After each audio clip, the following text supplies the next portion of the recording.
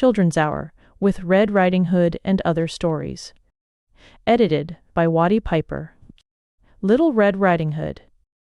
There was once a sweet little maid who lived with her father and mother in a pretty little cottage at the edge of the village. At the further end of the wood was another pretty cottage, and in it lived her grandmother. Everybody loved this little girl. Her grandmother perhaps loved her most of all, and gave her a great many pretty things. Once she gave her a red cloak with a hood which she always wore, so people called her Little Red Riding Hood. One morning, Little Red Riding Hood's mother said, "Put on your things and go to see your grandmother. She has been ill. Take along this basket for her. I have put in it eggs, butter, and cake, and other dainties." It was a bright and sunny morning. Red Riding Hood was so happy that at first she wanted to dance through the wood. All around her grew pretty wild flowers, which she loved so well, and she stopped to pick a bunch for her grandmother. Little Red Riding Hood wandered from her path and was stooping to pick a flower when from behind her a gruff voice said, "Good morning, Little Red Riding Hood." Little Red Riding Hood turned around and saw a great big wolf, but Little Red Riding Hood did not know what a wicked beast the wolf was, so she was not afraid. "What have you in that basket, Little Red Riding Hood?" "Eggs and butter and cake, Mr. Wolf." "Where are you going with them, Little Red Riding Hood?" "I am going to my grandmother, who is ill, Mr. Wolf." "Where does your grandmother live, Little Red Riding Hood?" "Along that path, past the wild rose bushes, then through the gate at the end of the wood, Mr. Wolf." Then Mr. Wolf again said, "Good morning," and set off, and Little Red Riding Hood again went in search of wild flowers. At last he reached the porch covered with flowers, and knocked at the door of the cottage. "Who is there?" called the grandmother. "Little Red Riding Hood," said the wicked wolf. "Press the latch, open the door, and walk in," said the grandmother. The wolf pressed the latch, and walked in where the grandmother lay in bed. He made one jump at her, but she jumped out of bed into a closet. Then the wolf put on the cap which she had dropped and crept under the bedclothes. In a short while, Little Red Riding Hood knocked at the door, and walked in, saying, "Good morning, grandmother. I have brought you eggs, butter, and cake, and here is a bunch of flowers I gathered in the wood." As she came near the bed, she said, "What big ears you have, grandmother." "All the better to hear you with, my dear." "What big eyes you have, grandmother." "All the better to see you with, my dear." "But, grandmother, what a big nose you have." "All the better to smell with, my dear."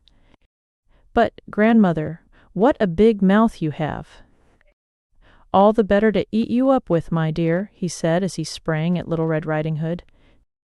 Just at that moment, Little Red Riding Hood's father was passing the cottage and heard her scream. He rushed in and with his axe chopped off Mr. Wolf's head.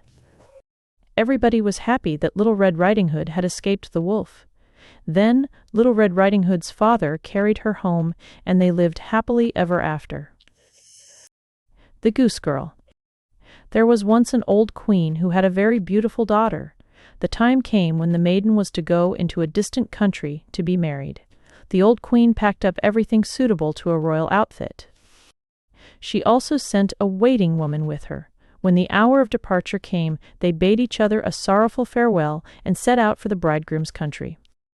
When they had ridden for a time, the princess became very thirsty and said to the waiting woman, "Go down and fetch me some water in my cup from the stream. I must have something to drink." "If you are thirsty," said the waiting woman, "dismount yourself. Lie down by the water and drink. I don't choose to be your servant." Being very thirsty, the princess dismounted and knelt by the flowing water. Now, when she was about to mount her horse again, the waiting woman said, "By rights your horse belongs to me. This jade will do for you." The poor little princess was obliged to give way. Then the waiting woman, in a harsh voice, ordered her to take off her royal robes and to put on her own mean garments. Finally, she forced her to swear that she would not tell a person at the court what had taken place. Had she not taken the oath, she would have been killed on the spot.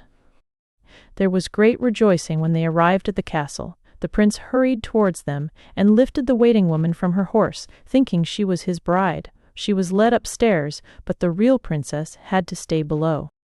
The old king looked out of the window and saw the delicate, pretty little creature standing in the courtyard, so he asked the bride about her companion. "I picked her up on the way and brought her with me for company. Give the girl something to do to keep her from idling." The old king said, "I have a little lad who looks after the geese. She may help him." The boy was called Little Conrad, and the real bride was sent with him to look after the geese. When they reached the meadow, the princess sat down on the grass and let down her hair, and when Conrad saw it, he was so delighted that he wanted to pluck some out, but she said, "Wah! Blow, blow, little breeze, and Conrad's hat seize. Let him join in the chase, while away it is whirled, till my tresses are curled, and I rest in my place." Then a strong wind sprang up, which blew away Conrad's hat right over the fields, and he had to run after it. When he came back, her hair was all put up again. When they got home, Conrad went to the king and said, "I won't tend the geese with that maiden again." "Why not?" asked the king. Then Conrad went on to tell the king all that had happened in the field. The king ordered Conrad to go next day as usual, and he followed into the field and hid behind a bush. He saw it happen just as Conrad had told him.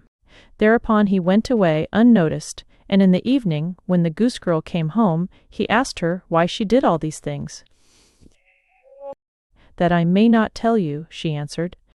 Then he said, "If you won't tell me, then tell the iron stove there," and he went away. She crept up to the stove and unburdened her heart to it. The king stood outside by the pipes of the stove and heard all she said. Then he came back and caused royal robes to be put upon her, and her beauty was a marvel. Then he called his son and told him that he had a false bride, but that the true bride was here. The prince was charmed with her beauty, and a great banquet was prepared. The bridegroom sat at the head of the table, with the princess on one side and the waiting woman at the other, but she did not recognize the princess. When they had eaten, the king put a riddle to the waiting woman. "What does a person deserve that deceives his master?" telling the whole story. The false bride answered, "He must be put into a barrel and dragged along by 2 white horses till he is dead." "That is your doom," said the king, "and the judgment shall be carried out." Also, when the sentence was fulfilled, the young prince married his true bride, and they lived together in peace and happiness. Babes, in the wood.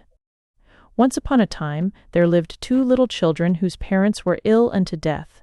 They begged their brother to care for the 2 little ones as he would his own. The uncle promised he would be a father to them, but he soon began to scheme to possess the money the parents had left in his care for the children. He sent for 2 robbers and bargained with them to take the 2 babes into the woods and kill them. After going many miles into the woods, one of the robbers said, "Let us not kill the little children, they never harmed us." The other robber would not consent, so they came to blows. This frightened the children so much that they ran away and did not see the robbers again.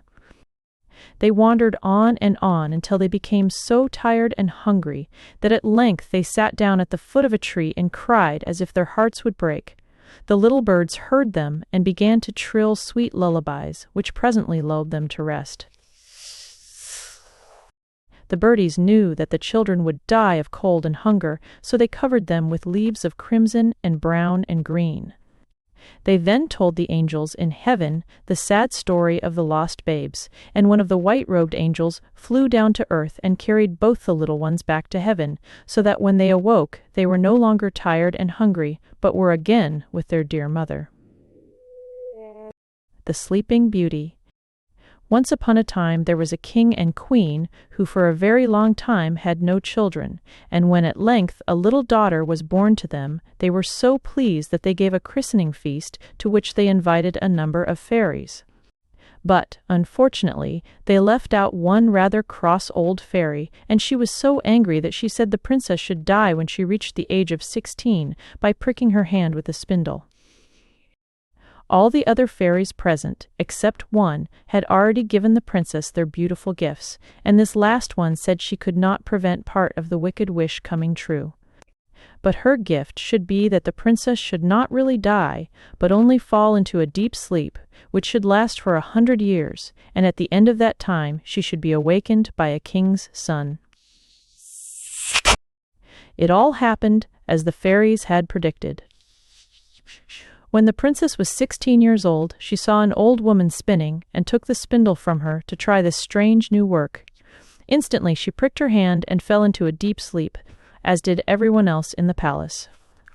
There she lay in a bower of roses, year after year, and the hedge around the palace garden grew so tall and thick that at last you could not have told that there was a castle at all. At the end of the 100 years a king's son heard of the castle and the enchanted princess who lay asleep there, and determined to rescue her, so he cut his way through the thick prickly hedge, and at length he came to the princess. When he saw how lovely and how sweet she looked, he fell in love with her and, stooping, kissed her lips. At once she awoke, and with her the king and queen and all the courtiers, who had fallen asleep at the same time. As the princess was as much taken with the prince's appearance as he was with hers, they decided to be married. And so the wedding was celebrated the same day with great pomp and ceremony. Snowdrop and 7 little dwarfs. Once upon a time there was a little princess called Snowdrop, who had a cruel stepmother who was jealous of her. The queen had a magic mirror which could speak to her, and when she looked into it and asked who was the fairest lady in the land, the mirror told her she was, for she was very beautiful. But as Snowdrop grew up, she became still more lovely than her stepmother, and the mirror did not fail to tell the queen this. So she ordered one of her huntsmen to take Snowdrop away and kill her, but he was too tender-hearted to do this, and left the maiden in the wood and went home again. Snowdrop wandered about until she came to the house of 7 little dwarfs, and they were so kind as to take her in and let her live with them. She used to make their 7 little beds and prepare the meals for the 7 little men, and they were all quite happy until the queen found out from her mirror that Snowdrop was alive still, for, as it always told the truth, it still told her Snowdrop was the fairest lady in the land. She decided that Snowdrop must die, so she dyed her face and dressed up like an old peddler, and in this disguise she went to the home of the 7 dwarfs and called out, "Laces for sale." Snowdrop peeped out of the window and said, "Good day, mother, what have you to sell?" Good laces, fine laces, laces of every color, and she held out one that was made of gay silk. Snowdrop opened the door and bought the pretty lace. "Child," said the old woman, "you are a sight. Let me lace you properly for once." Snowdrop placed herself before the old woman, who laced her so quickly and so tightly that she took away Snowdrop's breath, and she fell down as though dead. Not long after the 7 dwarfs came home, they found that she was laced too tight and cut the lace, whereupon Snowdrop began to breathe and soon came back to life again. When the queen got home and found by asking her mirror that Snowdrop was still alive, she planned to make an end of her for good, so she made a poisoned comb and disguised herself to look like a different old woman. She journeyed to the dwarf's home and induced Snowdrop to let her comb her hair. The minute she put the poisoned comb in her hair, Snowdrop fell down as though dead. When the 7 dwarfs came home, they found their poor Snowdrop on the floor, and suspecting the bad queen began to look for the cause, soon finding the comb. No sooner had they removed it than Snowdrop came to life again. Upon the queen's return home, she found by asking her mirror that Snowdrop still lived, so she disguised herself a 3rd time and came to the dwarf's little house and gave Snowdrop a poisoned apple. As soon as the little princess took a bite, it stuck in her throat and choked her. Oh, how grieved were the good little dwarfs! They made a fine glass coffin and put Snowdrop into it and were carrying her away to bury her when they met a prince who fell in love with the little dead maiden and begged the dwarfs to give her to him. The dwarfs were so sorry for him they consented, and the prince's servants were about to carry the coffin away when they stumbled and fell over the root of a tree. Snowdrop received such a violent jerk that the poisonous apple was jerked right out of her throat, and she sat up alive and well again. Of course she married the prince, and she, her husband, and the good little dwarfs lived happily ever after. But the cruel stepmother came to a bad end, and no one was even sorry for her. Thanks for listening to Children's Hour with Red Riding Hood and Other Stories, Ed, by Piper.